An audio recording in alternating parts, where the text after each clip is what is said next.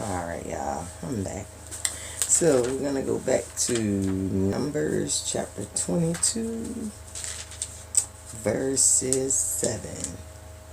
And it says, "And the elders of Moab and the elders of Midian departed with the rewards of divination in their hand. And they came into Balaam and spake unto him the words of Balak."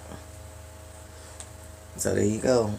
Divination. Again, these are spells, incantations, affirmations, things like that. And the last thing we're going to talk about is rituals, like burning your petitions, candle magic, jar spells, things like that. Offering up things in smoke. You know how you guys burning something in Hoodoo. You burn ancestor money and things like that. And we're going to start with Leviticus 1, chapter 2, verse 1 through 3.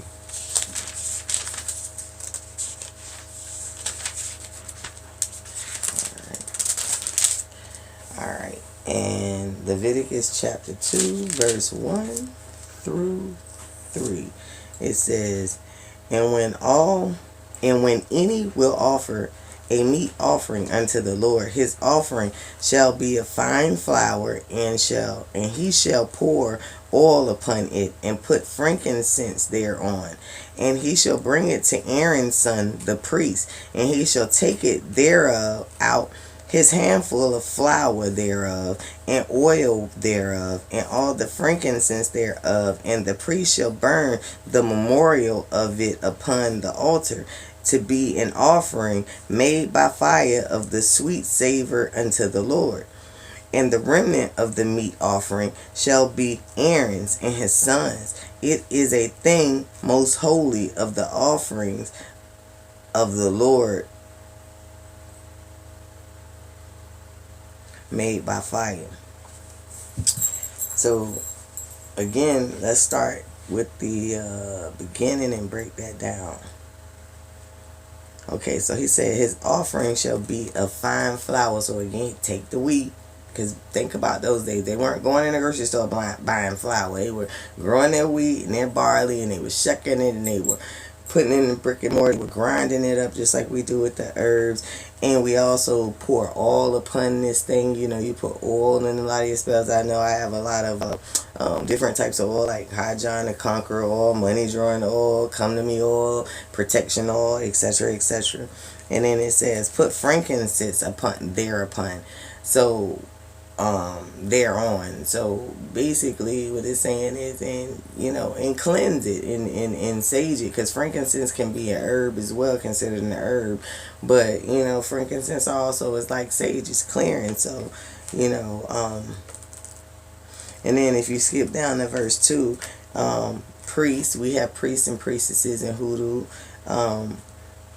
and they shall take a handful of their herbs, their mixtures, their oils, and their frankincense, and they should burn the memorial. So when you think about a memorial, like a remembrance or something, it's an object, and that's what a lot of these jar spells and candle magic is. It's an object that you're putting your intentions to. You know what I'm saying? Like a memorial. Like if somebody died, you wouldn't know they was in there unless you put a memorial there. That's what these jar spells are. And then it says, and you shall burn it upon your altar. We burn all of these things on our altar, and it should be an offer made by fire. You're burning it, of sweet savor. And then if you skip down, it says, it is a thing most holy of offerings of the Lord, made by fire. So it's telling you, this is, God honors this above our tithes. God honors this above fast. It said, it is a thing most holy of the offerings. There you go. It's written in plain sight. It's hidden in plain sight.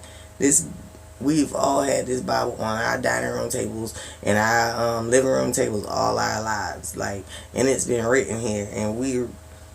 And some people still can't, put it all together. But And the last verse is Leviticus chapter 6, verse 14 through 23. And it says, "This is the law of the meat offering. The sons of Aaron shall offer it before the Lord before the altar." That means on the altar. "He shall take of it his handful of flour of the meat offering, and of the oil thereof, and all the frankincense which is upon the meat offering, and shall burn it upon the altar for a sweet savor, even the memorial of it unto the Lord." And okay, we're gonna keep going. "And the remainder of it thereof shall Aaron and his sons eat.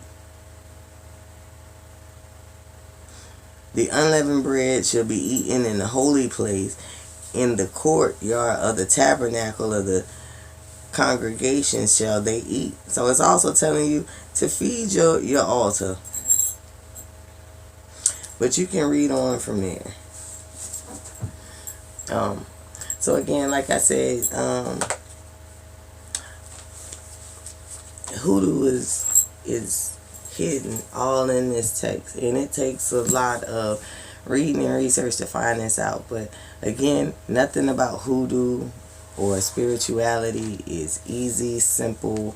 It's a shortcut. None of that. It is literally studying, and remembering the processes of life, because in modern society, technology has taken away so much of our intelligence. Like, we want everything to be simple, but nothing that's good for you is simple. If you want to start eating vegan, day one might be easy, but day 2 or 3, boy, you're gonna be craving some meat, some sweet something. So everything is a process, and people have to be comfortable with the progress of their process. But you only making progress if you're adding upon yourself knowledge. You have to know what you're doing. And that's one of the reasons why I started making these videos, is because so many people shy away from, spirituality because their Christian roots are so deeply embedded. But once you see it in the Bible that you know and love for yourself, and second of all, being in the only place where it's been fact and written that God spoke, it's like, why would you even want to be involved in Christianity no more, or that title? You know what I'm saying? Like, free yourself from religion. When God spoke, he wasn't calling people Christians, just real talk.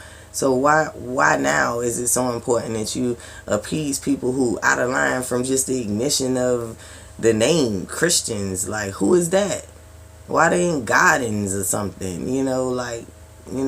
So true worshipers and followers of the ultimate God, the creator, the source, the mother and father, the sun and the moon, they'll embrace the Tanakh, the Old Testaments, but more especially the Tanakh, and that'll become their lifestyle. A lot of people shy away from the Old Testaments because they feel it's a bunch of laws and restrictions. Well, guess what? It's a reason for that, because at the end of that is power. At the end of some of that and some of that restriction, you say, is really freedom. It's just disguised as that. But if you really think about how simple life was when this was written, and look at how complicated life is now, you'll see that it's easier to be on the simple side of life than it is to be on this complicated side of life. So don't be afraid of your African spiritual roots or connections, or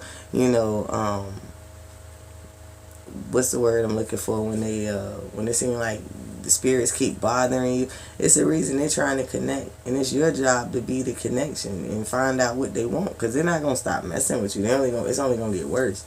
It's only gonna get worse. It's just like people used to say when I was in the Christian world, you can only run so long from your call until you run out of life. Same thing in spirituality. They will out your light after so much of trying to talk to you. so many signs, so many, interactions, because it gets to the point, just like when you talk to your kids or, somebody at work, and you got to keep repeating yourself over and over again. It get frustrating, and art imitates life. So you want to definitely study, learn what you need to know, and not be afraid of this. This is something beautiful that people use for ugly, and if a Christian tell you wrong, you show them where you're right in the Bible and where they're wrong. Because why are you listening to a Jesus that didn't exist in the first part about his name wasn't mentioned not one time? All that prophecy, all that stuff that's right in there, all that life in the Old Testaments that they given. You mean to tell me they couldn't have came up with this joker name before Matthew? Come on now, that's crazy.